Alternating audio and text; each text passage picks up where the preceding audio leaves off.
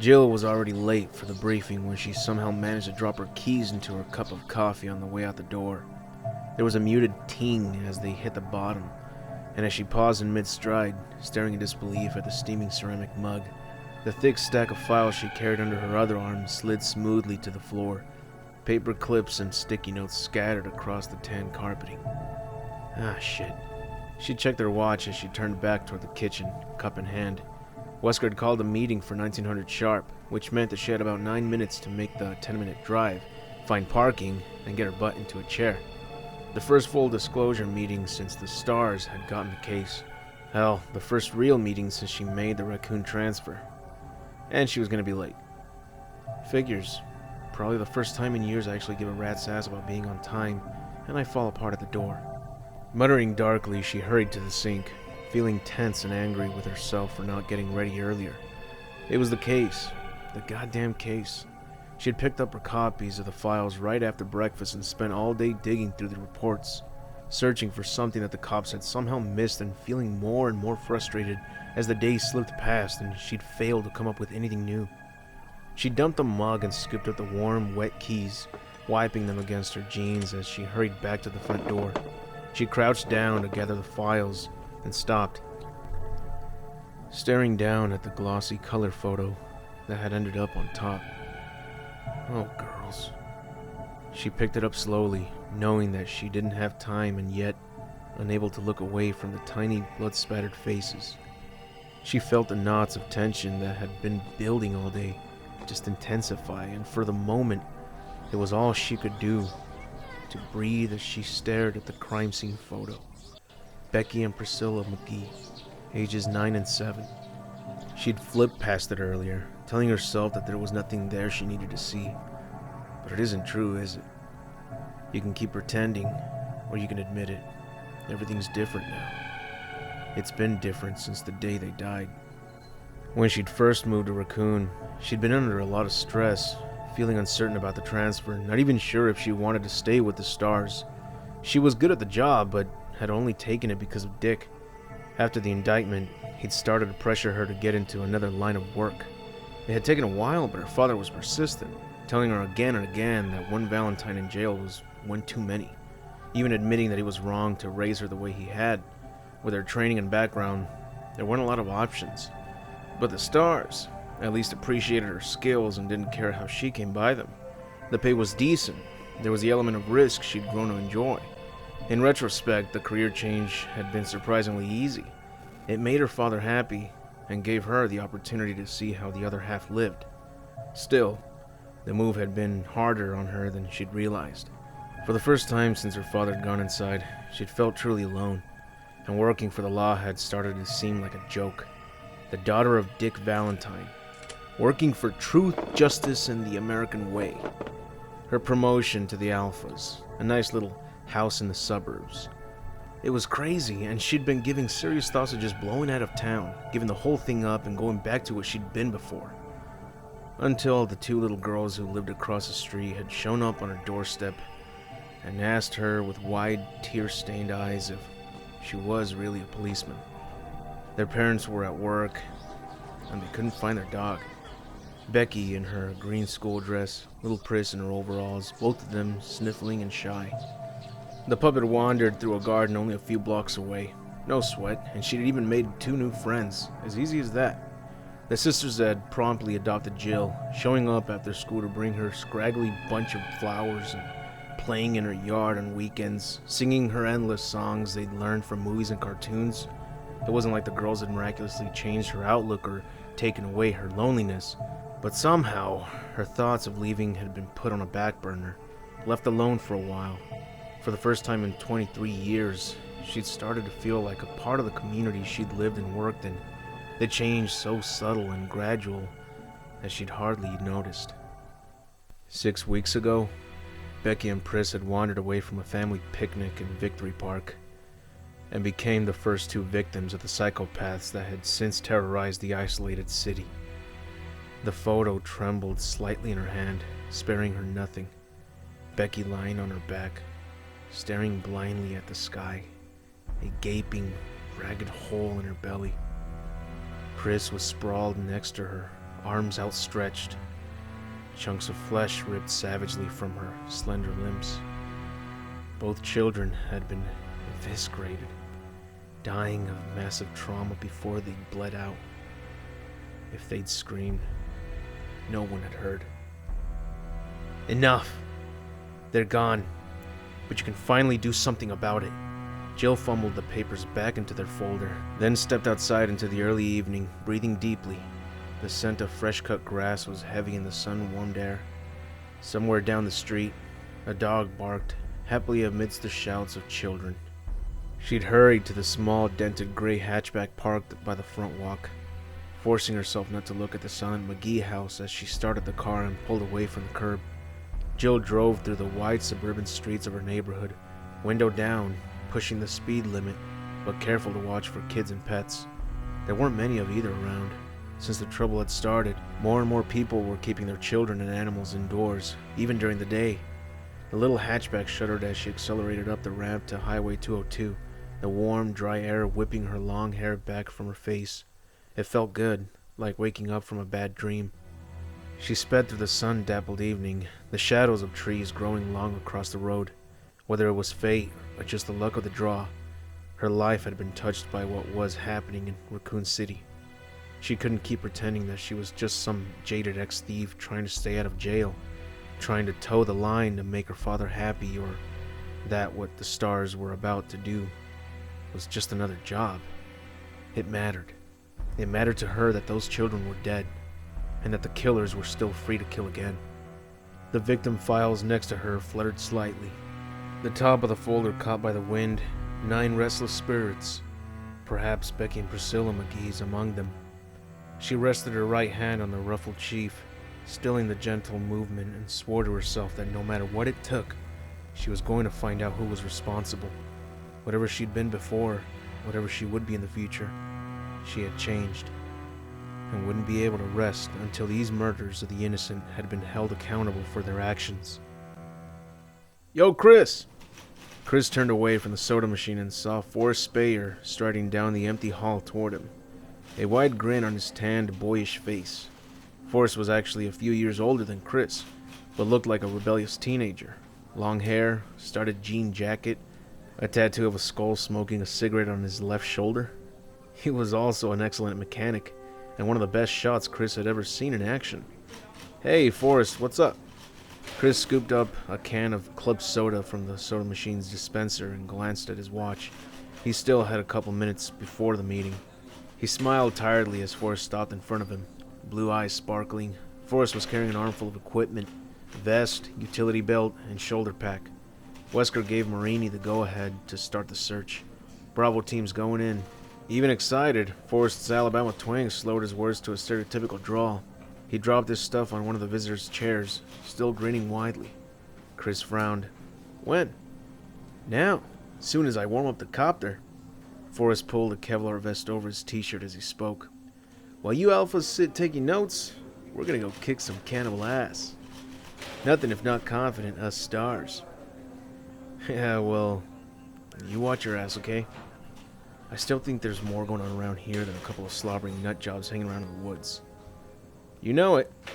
Forrest pushed his hair back and grabbed his utility belt, obviously already focused on the mission. Chris thought about saying more, but decided against it. For all of his bravado, Forrest was a professional. He didn't need to be told to be careful. "You sure about that, Chris? You think Billy was careful enough?" Sighing inwardly, Chris slapped Forrest's shoulder lightly and headed for ops through the doorway of the small upstairs waiting room down the hall. He was surprised that Wesker was sending the teams in separately. Although it was standard for the less experienced stars to do the initial recon, this wasn't exactly a standard operation. The number of deaths they were dealing with alone was enough to call for a more aggressive offense. The fact that there were signs of organization to the murders should have brought it to A1 status, and Wesker was still treating it like some kind of a training run. Nobody else sees it. They didn't know Billy. Chris thought again about the late-night call he'd gotten last week from his childhood friend. He hadn't heard from Billy in a while, but knew that he'd taken a research position with Umbrella, the pharmaceutical company that was the single biggest contributor to the economic prosperity of Raccoon City. Billy had never been the type to jump at shadows, and the terrified desperation in his voice had jolted Chris awake, filling him with deep concern. Billy had babbled that his life was in danger, that they were all in danger, begged Chris to meet him at a diner at the edge of town, and then never showed up. No one had heard from him since. Chris had run it over and over again in his mind during the sleepless nights since Billy's disappearance, trying to convince himself that there was no connection to the attacks on Raccoon, and yet was unable to shake his growing certainty that there was more going on than meets the eye, and that Billy had known what it was. The cops had checked out Billy's apartment and found nothing to indicate foul play, but Chris's instincts, they told him that his friend was dead, and that he'd been killed by somebody who wanted to keep him from talking. And I seem to be the only one. Irons doesn't give a shit, and the team thinks I'm just torn up over the loss of an old friend. He pushed the thoughts aside as he turned the corner, his boot heels sending muted echoes through the arched second-floor corridor. He had to focus, to keep his mind on what he could to find out why Billy had disappeared. But he was exhausted, running on a minimum of sleep and an almost constant anxiety that had plagued him since Billy's call. Maybe he was losing his perspective, his objectivity dulled by recent events. He forced himself not to think about anything at all as he neared the STARS office, determined to be clear-headed for the meeting.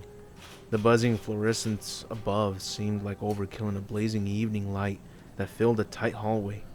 The Raccoon Police Building was a classic, if unconventional, piece of architecture. Lots of inlaid tile and heavy wood, but it had too many windows designed to catch the sun. When he'd been a kid, the building had been the Raccoon City Hall. With the population increase a decade back, it had been renovated as a library, and 4 years ago, turned into a police station. It seemed like there was always some kind of construction going on. The door to the STARS office stood open, the muted sounds of gruff male voices spilling out into the hall. Chris hesitated a moment, hearing Chief Irons among them. Brian Irons was a self-centered and self-serving politician masquerading as a cop. It was no secret that he had his sweaty fingers in more than a few local pies. He'd even been implicated in the Cider District land scam back in '94. And although nothing had been proved in court, anyone who knew him personally didn't harbor any doubt. Chris shook his head, listening to Irons' greasy voice. Hard to believe he had once led the Raccoon Stars, even as a paper pusher. Maybe even harder to believe that he'd probably end up as mayor someday. Of course, it doesn't help much that he hates your guts, does it, Redfield? Yeah, well, Chris didn't like to kiss ass, and Irons didn't know how to have any other kind of relationship. At least Irons wasn't a total incompetent. He'd had some military training. Chris pasted on a straight face and stepped into the small cluttered office that served as the STARS filing cabinet and base of operations. Barry and Joseph were over by the rookie desk, going through a box of papers, talking quietly. Brad Vickers, the Alpha pilot, was drinking coffee and staring at the main computer screen a few feet away, a sour expression on his mild features. Across the room, Captain Wesker was leaning back in his chair, hands behind his head, smiling blankly at something Chief Irons was telling him. Irons' bulk was leaned against Wesker's desk, one pudgy hand brushing at his carefully groomed mustache as he spoke. So I said, "You're gonna print what I tell you to print, Bertolucci, and you're gonna like it, or you'll never get another quote from this office." And he says, "Chris," Wesker interrupted the chief, sitting forward. "Good, you're here. Looks like we can stop wasting time." Irons scowled in his direction, but Chris kept his poker face. Wesker didn't care much for Irons either, and didn't bother trying to be any more than polite in his dealings with the man. From the glint in his eye, it was obvious that he didn't care who knew it either. Chris walked into the office and stood by the desk he shared with Ken Sullivan, one of the Bravo team members. Since the teams usually worked different shifts, they didn't need much room. He set the unopened can of soda on the battered desktop and looked at Wesker. "You're sending Bravo in?" The captain gazed back at him impassively, arms folded across his chest. "Standard procedure, Chris." Chris sat down, frowning. "Yeah, but with what we talked about last week, I thought..." Irons interrupted. "I gave the order, Redfield. I know that you think there's some kind of cloak and dagger going on here, but Seven don't see any reason to deviate from policy." Sanctimonious prick. Chris forced a smile, knowing it would irritate Irons. Of course, sir. No need to explain yourself on my behalf. Irons glared at him for a moment, his piggy little eyes snapping, then apparently decided to let it drop. He turned back to Wesker. I'll expect a report when Bravo returns. Now, if you'll excuse me, Captain. Wesker nodded. Chief? Irons stalked past Chris and out of the room. He'd been gone less than a minute before Barry started in. To think Chief took a shit today. Maybe we ought to chip in for Christmas. Get him some laxatives. Joseph and Brad laughed, but Chris couldn't bring himself to join in. Irons was a joke, but his mishandling of this investigation wasn't all that funny. The stars should have been called in at the beginning instead of acting as RPD backup. He looked back at Wesker, the man's perpetually composed expression hard to read. Wesker had taken over the Raccoon Stars only a few months ago, transferred by the home office in New York, and Chris still didn't have any real insight into his character. The new captain seemed to be everything he was reputed to be, smooth, professional, cool, but there was a kind of distance to him, a sense that he was often far removed from what was going on. Wesker sighed and stood up. Sorry, Chris. I know you want things to go different, but Irons didn't put a whole lot of stock into your misgivings. Chris nodded. Wesker could make recommendations, but Irons was the only one who could upgrade a mission's status. Not your fault. Barry walked towards them, scruffling at his short, reddish beard with one giant fist. Barry Burton was only 6 feet tall, but built like a truck. His only passion outside of his family and his weapons collection was weightlifting, and it showed. Don't sweat it, Chris. Marini will call us in the second that he smells trouble. Irons is just pulling her chain. Chris nodded again, but he didn't like it. Hell, Enrico Marini and Forrest Bayer were the only experienced soldiers in Bravo. Kenneth Sullivan was a good scout and a brilliant chemist, but in spite of his STARS training, he couldn't shoot the broadside of a barn. Richard Eichen was a top-rate communications expert, but he also lacked field experience. Rounding out Bravo team was Rebecca Chambers, who'd only been with the STARS for 3 weeks. Supposed to be some kind of medical genius. Chris had met her a couple of times, and she seemed bright enough, but she was just a kid. It's not enough. Even with all of us, it may not be enough. He cracked open his soda, but didn't drink any, wondering instead what the STARS were going up against. Billy's pleading, desperate words echoing through his mind yet again. They're gonna kill me, Chris. They're gonna kill everyone who knows. Meet me at Emmy's, now. I'll tell you everything. Exhausted, Chris stared off into space, alone in the knowledge that the savage murders were only the tip of the proverbial iceberg. Barry stood by Chris's desk for a minute, trying to think of something else to say, but Chris didn't look like he was in the mood for conversation. Barry shrugged inwardly and headed back to where Joseph was, going through the files. Chris was a good guy, but he took things too hard sometimes. He'd get over it as soon as it was their turn to step in. Man, it was hot. Seemingly endless trickles of sweat rolled down his spine, gluing his t-shirt to his broad back. The air conditioning was on fritz as usual, and even with the door open, the tiny STARS office was uncomfortably warm. Any luck? Joseph looked up at him from the pile of papers, a rural smirk on his lean face. You kidding? It's like somebody hid the damn thing on purpose. Barry sighed and scooped up a handful of files. Maybe Jill found it. She was still here when I left last night, going through the witness reports for about the 100th time. What are you two looking for anyway? Brad asked. Barry and Joseph both looked over at Brad, still sitting at the computer console, headset on. He'd been monitoring Bravo's progress throughout their flyby of the forested district, but for now, he looked bored as hell. Joseph answered him. Barry claims that there are floor plans in here, somewhere in the old Spencer estate. Some architectural digest that came out when the house was built. He paused, then grinned at Brad. Except that I'm thinking that old Barry's gone senile on us. They say memory's the first thing to go, Barry. Barry scowled good-naturedly. Old Barry could easily kick your ass in the next week, little man. Joseph looked at him mock seriously. Yeah, but would you remember it afterwards? Barry chuckled, shaking his head. He was only 38. but had been with the Raccoon Stars for 15 years, making him the senior member. He endured numerous old age jokes, mostly from Joseph. Brad cocked an eyebrow. The Spencer place? Why would it be in a magazine? You kids, gotta learn your history, Barry said. It was designed by the one and only George Trevor, just before he disappeared. He was that hotshit architect who did all those weird skyscrapers in D.C. In fact, Trevor's disappearance may have been the reason that Spencer shut the mansion down. Rumor has it that Trevor went crazy during the construction, and when it was finished, he got lost and wandered the halls until he starved to death. Brad scoffed, but suddenly looked uneasy. That's bullshit. I never heard anything like that. Joseph winked at Barry. No, it's true. Now his tortured ghost roams the estate each night, pale and emaciated, and I've heard that sometimes you can hear him calling out, Brad Vickers! Bring me Brad Vickers! Brad flushed slightly. Ha! Yeah. You're a real comedian, Frost.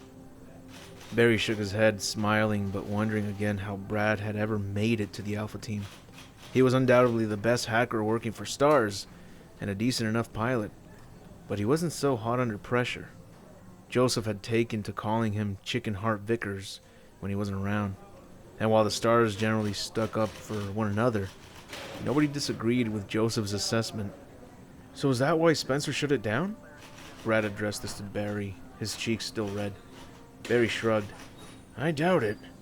It was supposed to be some kind of guest house for Umbrella's top execs. Trevor did disappear right about the time of its completion. But Spencer was wacko anyway. He decided to move Umbrella's headquarters to Europe. I forgot where exactly, and just boarded up the mansion. Probably a couple $1,000,000, straight into the crapper. Joseph sneered. Right, like Umbrella would suffer. True enough, Spencer may have been crazy, but he had enough money and business savvy to hire the right people. Umbrella was one of the biggest medical research and pharmaceutical companies on the planet. Even 30 years ago, the loss of a few $1,000,000 probably hadn't hurt. Anyway, Joseph went on. The Umbrella people told Irons that they'd send someone out there to check the place over, and that it was secure, no break-ins. So why look for blueprints? Brad asked. It was Chris who answered, startling Barry.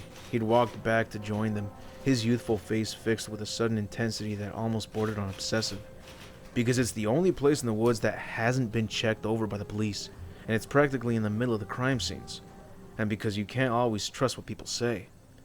Brad frowned. But if Umbrella sent somebody out... Whatever Chris was going to say in response was cut short by Wesker's smooth voice, rising from the front of the room. All right, people. Since it appears that Miss Valentine isn't planning on joining us, why don't we get this started? Barry walked to his desk, worried about Chris for the first time since this whole thing had started. He'd recruited the younger man for the Stars a few years back thanks to a chance encounter in a local gun shop. Chris had proved to be an asset to the team, bright and thoughtful as well as a top-notch marksman and able pilot. But now, Barry gazed fondly at the picture of Kathy and the girls that sat on his desk. Chris's obsession with the murders in Raccoon was understandable, particularly since his friend had disappeared. Nobody in town wanted to see another life lost. Barry had a family, and was as determined as anyone else on the team to stop the killers. But Chris's relentless suspicion had gone a little overboard. What had he meant by that? You can't always trust what people say. Either that Umbrella was lying, or Chief Irons was. Ridiculous. Umbrella's branch chemical plant and administrative buildings on the outskirts of town supplied 3/4 of the jobs in Raccoon City. It would be counterproductive for them to lie. Besides, Umbrella's integrity was at least as solid as any other major corporation's. Maybe some industrial espionage, but medical secret swapping was a far cry from murder. And Chief Irons, though a fat Weasley blowhard, wasn't the kind to get his hands any dirtier than they'd get accepting illegal campaign funds. The guy wanted to be mayor, for Christ's sake. Barry's gaze lingered on the picture of his family a moment longer before he turned his chair around to face Wesker's desk, and he suddenly realized that he wanted Chris to be wrong. Whatever was going on in Raccoon City, that kind of vicious brutality couldn't be planned. And that meant Barry didn't know what that meant. He sighed and waited for the meeting to begin.